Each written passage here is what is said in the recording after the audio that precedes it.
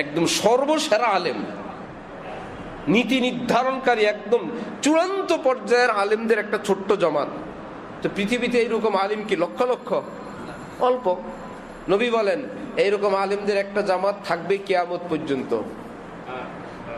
লা ইয়াজুররুহুম মান খাযালাহুম, দুশমনরা, তিরস্কারকারীরা, ধিক্কারকারীরা হাজার ভৎসনা দিবে, তিরস্কার করবে, দুশমনি করবে, এদেরকে হক থেকে, সহি পথ থেকে, আমার সুন্নতের রাস্তা থেকে এক চুল পরিমাণ সরানো কশ্চিনকালও সম্ভব হবে না।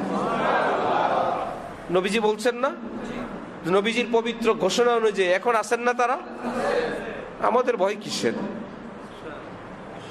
ভয় একটাই, আমরা খুঁজি তাদেরকে পাবো কিনা। আবার আল্লাহ কোরআন শরীফে বলছেন খুঁজলে আমি বের করে দিব। আল্লাহ বলছেন তুমি যদি খোঁজো আমি বের করে দিব। তাহলে ভয় শেষ হয়ে গেল না? আবার খোঁজার কথা বলছেন প্রত্যেক রাকাতে, বলো ইহদিনাস সিরাতাল মুস্তাকিম সিরাতাল্লাযীনা আন'আমতা আলাইহিম, আল্লাহ সিরাতে মুস্তাকিম দেন, ওই নবীর ঘোষিত ওই মানুষগুলোর সন্ধান দেন। তাহলে আমরা কি নামাজের বাইরে খুঁজি না ভিতরে খুঁজি? প্রত্যেক রাকাতে খুঁজি।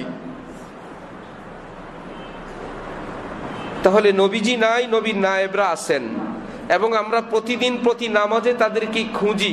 তাহলে যদি একটু নামাজের বাহিরেও ধ্যান করি যে আমাদের সেই চূড়ান্ত পর্যায়ের আলেম দরকার, যারা নবীর শীর্ষস্থানীয় নায়েবে রসুল যাদের নাম, আমরা যদি তাদের সঙ্গে জুড়ে থাকি তাহলে কোনো বাঘ ভাল্লুক কেউ আমাদেরকে হক থেকে এক চুল পরিমাণও হটাতে পারবে না ইনশাআল্লাহ।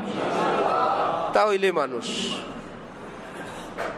তাহলে দেখবেন ঘর সুন্দর, বাড়িও সুন্দর, ব্যবসাও সুন্দর, বাণিজ্যও সুন্দর, পেটে পাথর বাঁধলেও সুন্দর, রাজা হইলেও সুন্দর, প্রজা হইলেও সুন্দর, ক্ষমতা থাকলেও সুন্দর, ক্ষমতা না থাকলেও সুন্দর। গোলাপ ফুল কি শুধু বাগানে সুন্দর, বাড়িতে আনলে সুন্দর না? মেশকো আম্বর খালি বোতলে সুন্দর, ব্যবহার করলে সুন্দর না? যে সুন্দর যাদের যেখানে নিবেন সেখানেই সুন্দর।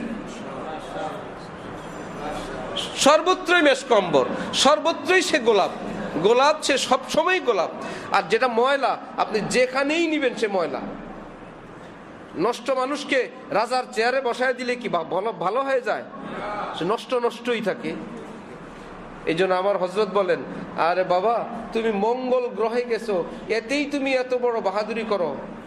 বড় একটা চেয়ারে বসে গেছো, রাজার চেয়ারে, এতেই বাহাদুরি করো। আরে মিয়া, মনুষ্যত্বের চেয়ারে বসে দেখাও যে আমি একজন মানুষ হতে পারছি।